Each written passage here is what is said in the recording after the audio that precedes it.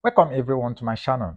This is Online Maths TV, where we learn mathematics every day. Today we have an exponential challenge, and the question says e to the power of x plus 6 times e to the power of minus x equal to 5. What then will be the value of x? Now, if you're new to this channel, kindly subscribe. The reason why you have to subscribe is because we drop new mathematical challenges from international exams.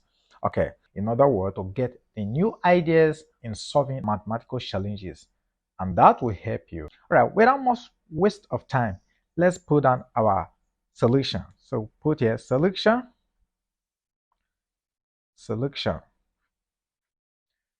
Okay, we put down our question. So the question again says your e to the power of x plus 6 times e to the power of minus x equal to 5. Good. Number one thing we're going to do here is easy. It's to rewrite this expression we have in here. Okay, according to the law of indices, which says that if you have your a to the power of minus y, this could also be written as your 1 all over a to the power of y. So if we succumb to this rule, then we can rewrite this expression we have here as, we're going to have here e to the power of x plus 6.1 all over your e to the power of x equal to 5. At this point, we are having a fraction here. So how do we eliminate this denominator? We multiply all through by e to the power of x. So this now implies that our e to the power of x times e to the power of x again plus your 6.1 all over e to the power of x times e to the power of x equal to 5 times e to the power of x. Okay, of course, you know this and this will leave. And so we are not left with your e to the power of x times e to the power of x plus 6 equal to 5 dot e to the power of x. Now, if you look at this expression here, they are having the same base and the exponents are the same. So we succumb to the law of indices, which says that if you have your a to the power of x dot a to the power of y, because the bases are the same, they add the exponent. So this will give us a to the power of x plus y. So again, if we take to this rule, then we're going to have this side of the equation to be your e to the power of 2x plus your 6 equal to 5 dot e to the power of x. Very easy. Now, looking at this, you discover that we have e to the power of x here, we have e to the power of 2x here. So let's rearrange this equation. In other words, let's bring this term on the right hand side to the left hand side. So we have this to be e to the power of 2x minus 5 e to the power of x plus 6 equal to 0. If you look at this, we can bring in another alphabet to represent e to the power of x. But here I want to solve direct because this is a quadratic equation in which we have our variable to be e to the power of x. So we can factorize this expression.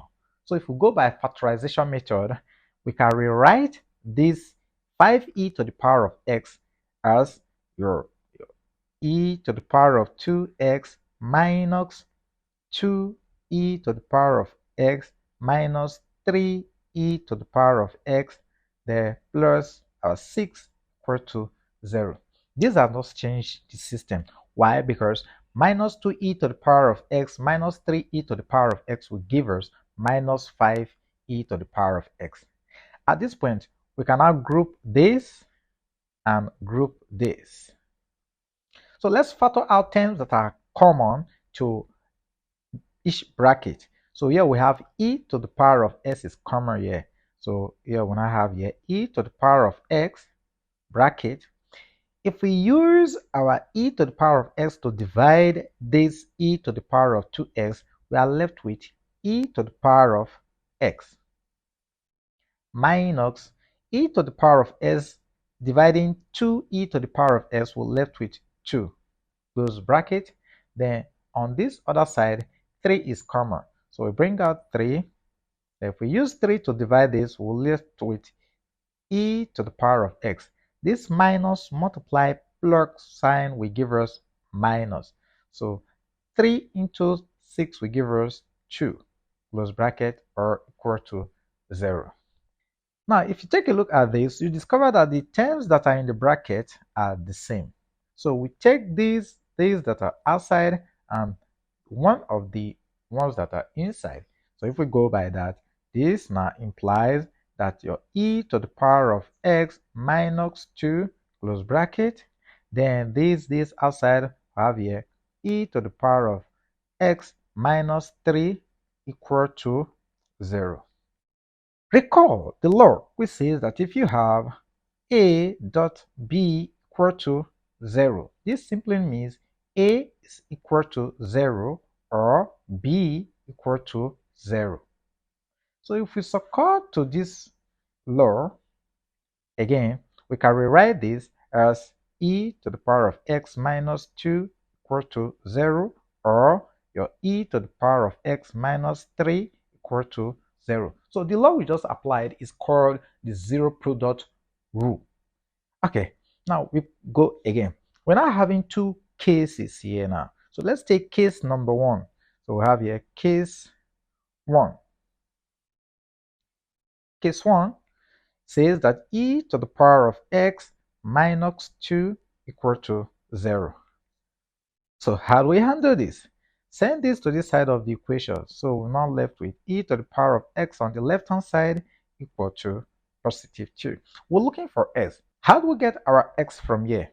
Yeah, we take the natural log of both sides, which is ln base e of both sides. So if we ln both sides of the equation, we're going to have this to be your ln of your e to the power of x, close bracket, equal to the ln of 2.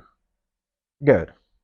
Now, if we go by the law of logarithm, we say that if you have log your m, okay, to the power of k base p, move this power backward. So if we do that, then this will become k log your m base p. So if we go by this law again, we can rewrite this by moving the whole of this exponent backward. So this will now give us here your x ln of your e, put this in bracket, equal to our ln of 2. Mind you, the log of any number base itself will give you 1. And here we are having ln base e of e. And so this we go with this. We're left with x. We now have x equal to our ln of 2. Wow. So this is the first root to our exponential equation.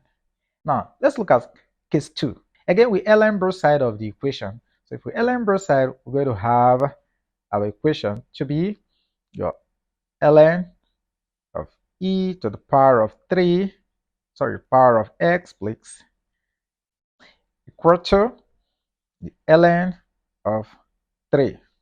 Okay, mind you, we have to send this to this side of the equation first. Okay, so from here, we apply that law and this power comes back. So here we're going to have x dot ln of e equal to ln of 3. And so this we go with this again. So we're left with our s. So we'll therefore have our x equal to the ln of 3. So this is the second root to our equation, which is x2. Now, but let's check if what we solve for is correct. Let's check from our equation, our original equation, to know if this solution we got, x1, x2, will satisfy our equation. So from here, let's check. For case 1, we have case 1, our x is equal to the ln of 2. So let's put ln of 2 into the place of x and see if this will give us the right solution on the right answer. So this implies that our e to the power of ln of 2 plus 6 dot e to the power of minus the ln of 2 equal to 5. Now, at this point, look at what we'll do here. Here we're having a negative sign. And mind you, we're having an divisible 1 here. So we have divisible minus 1 here. According to the law of logarithm again, we can move this minus 1 to the power here. So if we move this backward, this equation will become e to the power of ln of 2 there plus 6 dot e to the power of ln of 2 plus bracket r raised to minus 1, everything equal to 5. Good. This is ln base e. So e to ln base e will cancel each other, and this will also leave the system. And so we are now left with here 2 plus, there we have here 6 dot 2 raised to minus 1 equal to 5. We can rewrite this 2 to the power of minus 1 as, so we have here 2 plus 6 all over 2. According to the law of indices, they're equal to 5. 2 can go into 6 without remainder. So 2 into 6 will give us 3. So we have here 2 plus 3 equal to 5. Then 2 plus 3 will give us 5 equal to 5. So this shows that the first root, x equal to ln of 2, satisfies the equation. So case 2, which is the next root, we have our s equal to the ln of 3. So again, we put that into our original equation, which is your e to the power of x plus 6 dot e to the power of minus 3, e to the power of minus x equal to 5. So this will give us here e to the power of ln of 3 plus 6 dot e minus ln of 3 close bracket are equal to 5.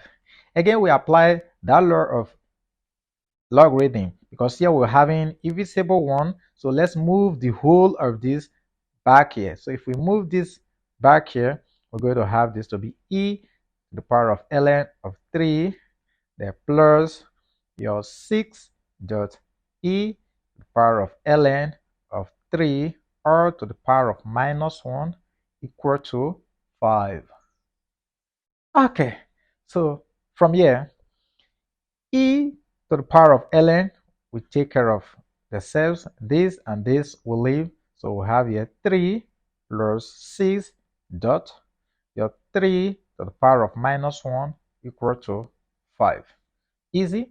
Then this will give us 3 plus 6 all over 3 equal to 5.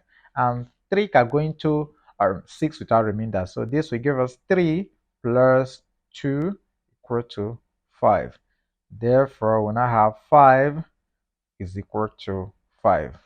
So this shows that this answer is also correct. So in all, our true answers we have x1 equals to the ln of 2, correct, all right, and the second one, s2 is equals to ln of 3, very correct. So these are the two roots for our exponential challenge, Q, E, D. All right, so this marks the end of this class. If you've learned something, if you gained something from this video, give the video a thumbs up. And do not forget to share with family and friends, members of your crew that need this knowledge. My name is Jakes Anemo. Remember, I'm your friend. I love you. Thanks for always be there. Bye for now.